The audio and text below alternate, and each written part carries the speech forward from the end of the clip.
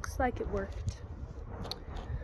Well, JamDoodle, reporting from a rock. Actually, I'll show you. I climbed this rock. It's quite large. I don't even think you can really tell how big this rock is. It's quite large. I'm gonna see how long I can chat with you about. Let's see, I gotta find a place to put you. Sideways? That'll do. I did a nature check-in like 2 months ago. It was this whole thing. I'd wanted to do a video update, and I finally got myself out to do it in that there Austin, Texas. And I went out on a rainy day, and I was in the forest, and it was picturesque, glorious. And I set my phone up like not so I could see myself, just facing me, and I knew there was a chance that if a raindrop hit the screen that it could turn it off. And as the case may have been, it happened. About 8 minutes through my 45-minute check-in, it turned off, and I hadn't even really started talking yet. So I said a lot of things to that forest that rainy day that I had wanted to say to you or share with you, and they got transmitted a different way. So I've since figured out my phone videoing capacities, and been wanting to do these check-ins, I guess, but longer, because some platforms weren't seeming like the right place to put something longer. So it's interesting because I had all this stuff to say at that time, and I know it didn't get conveyed in the way that I thought it would. So what I want to say now is different, and that is, gee golly, Miss Bolly, it has been a doozy out here this life lately, and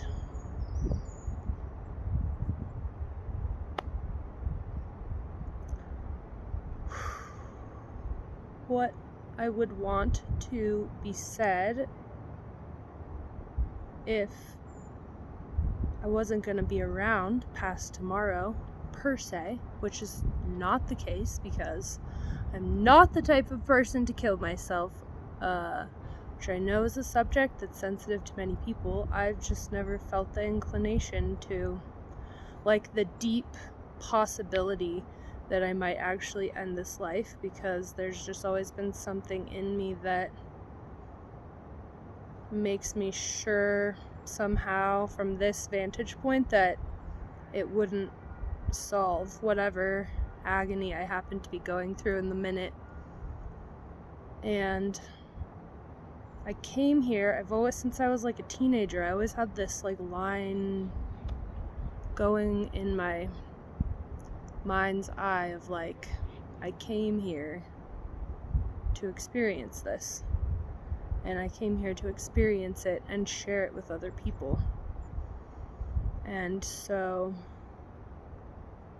even in the most treacherous of times mentally, I have always had some shred, if only way, way, way deep down, that I would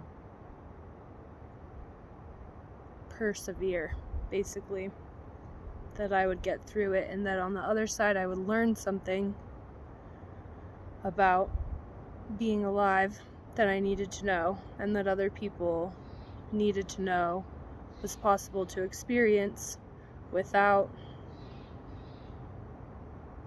always such dire consequences.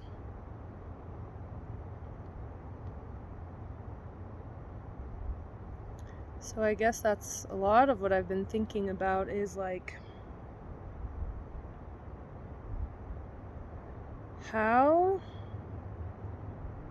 knowing what I know and feeling what I feel and experiencing my connection to the nature of existence around me, how can I relate to people who want to purposefully destroy, say, forests that I hold so dear and experience such depths with, that I'm very far seemingly from the idea that I would want to demolish large portions of land in order to do something that wasn't sustainable in the long run. I guess the concept is like, how do we exist? How do I exist in a world that I don't often understand? And that's more than just like the esoteric, like there's always more to learn, but like it's very hard for me to feel compassion or understanding of why certain people do certain things. And yet I know that people feel that way about me. Like they can't, it's like the classic conqueror mentality, is like there's always been some group of people that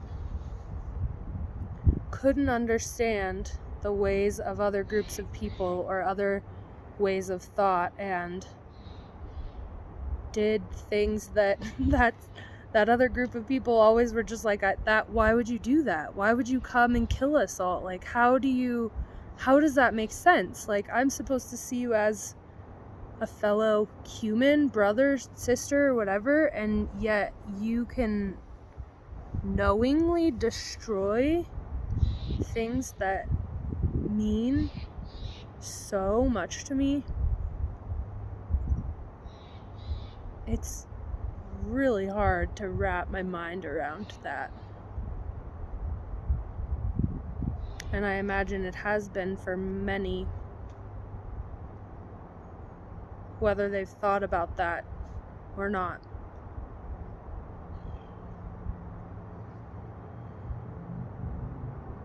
And to be able to, like, there's this concept of like, I have to stand up for what I know is right. Like, I have to stand up for my perspective. And I think there's something I've been learning about not cowering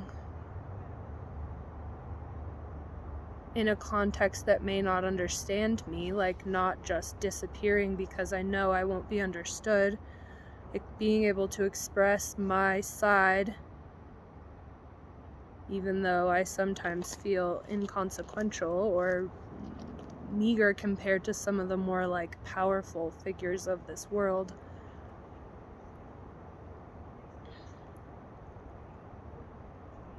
But I'm often thinking about the concept of like a kindergarten teacher. There's like a kindergarten teacher inside of me that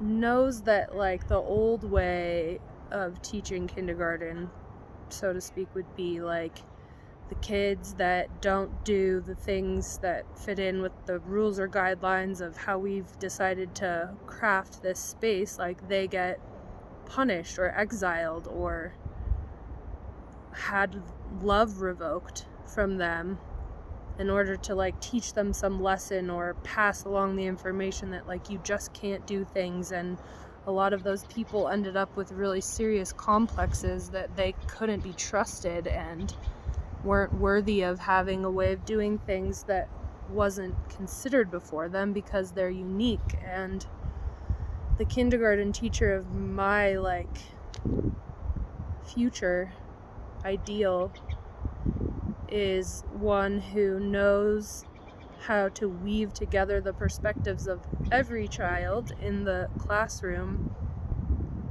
because they're all part of the harmony of the whole.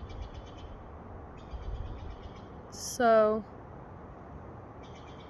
I don't necessarily even want to cast aside the experiences, the choices of certain people that I may not understand, because I wouldn't want mine to be cast aside. So, I mean, nature or forests have taught me a lot about this. Like, in a lot of cases, anyway, I wouldn't condemn a tree for growing in an odd way. I would probably think it was cool. That's just me. And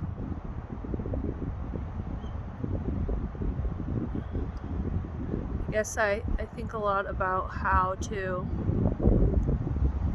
have preferences, to hold so-called boundaries, to draw lines for yourself without needing to kill other people about it.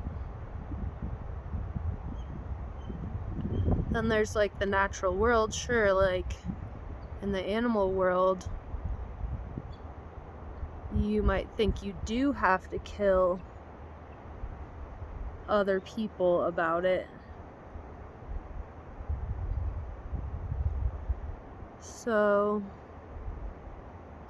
I guess maybe I just assume there's always some sort of less twisted, maybe more conscious way of completing the things that we try to exile, like murder.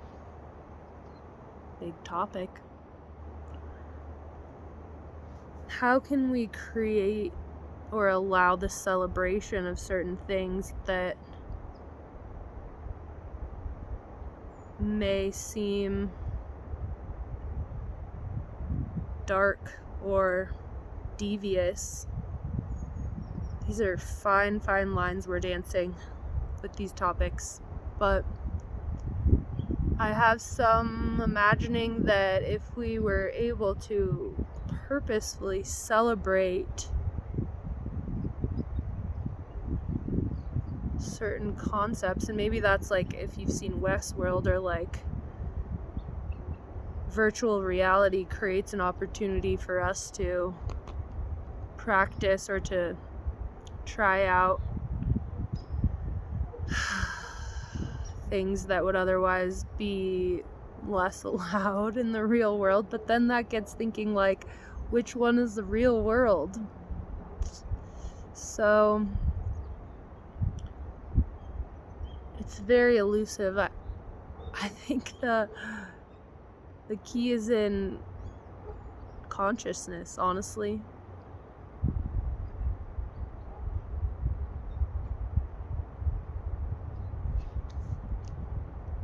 Meaning to be aware of it and to celebrate the spectrums of existence.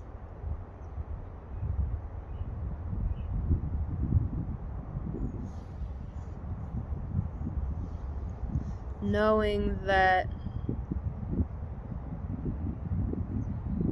we generally tend toward beauty and harmony and resolution. So that's a lot more than I expected to say, and I don't really think any points were made, but these are the things I've been thinking about, and they're really tense topics, especially because there's a lot of, like, you know, rah about the right and wrongness of certain things, like in a very public and sort of like outwardly, like, out-calling fashion that makes it very hard to then even discuss topics that maybe are quite tender, because we're so afraid right now of stepping on each other's toes, and I think, you know, there's something to be said for the realization of how we impact others and the way that we discuss things, but there's also certain topics that I don't bring up because I'm afraid of being shut down before I even get to explore like the nuances of these things. And there's very commonly, I think it's like widely understood constructs in places that were like, generally speaking, not encouraged or invited or like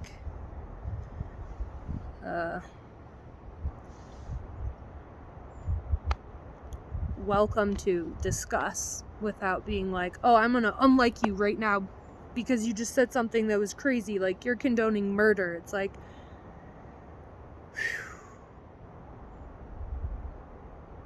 I am new to even feeling like it's okay for me to even speak, like share whatever I think about. I find it valuable. So I want to show up as someone who is going to Carpe Rio, seize the moment of being here, and to not cower in fear of how I'm not qualified to say anything, because that might be true, but you also don't have to listen to this. So I like the idea of secret forest talks and check-ins, and I do them on Facebook and I write them out, and also I'm going to do some video ones because tone is almost everything. So I think I'm just going to keep it at that for now and say that this is numero dos of video check-ins, video forest check-ins. My last one was like 45 minutes. I got it said. So, yeah, I'll see you soon. And,